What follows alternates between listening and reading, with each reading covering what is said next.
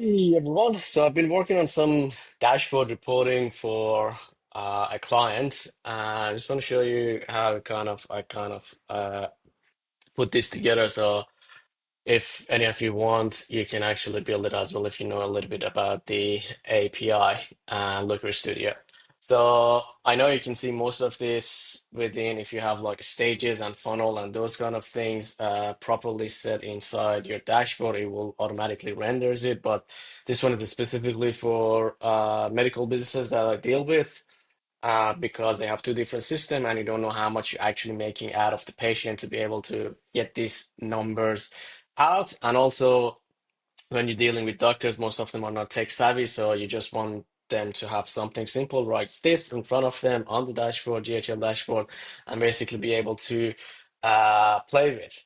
So very simple if you want to build it. You just need to know a little bit of coding and how to actually set this up. But technically, if you look at the API in here for the contacts, you can get the attributes of the contacts, which is basically tells you where the contacts is coming from, whether they're doing any paid social media, Facebook. It gives you the campaign, what campaign it is, the if they're doing Google Ads, it shows you the campaign, UDM, and all of those jazz. So that allows you to basically render this, and then the way that we do the conversion rate, and those kind of thing is because we have the integration between the high level and the practice management software.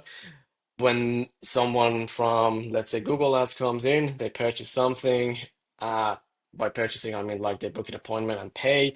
Then that kicks in, comes back to GHL, gets updated. We know how much they spent, and this is how we actually can tie this up. So you can see it in here easily. It shows you the conversion rate, and from the clinic point of view, they can have a look and like, okay, my Facebook is doing much better. Let's just spend more on Facebook.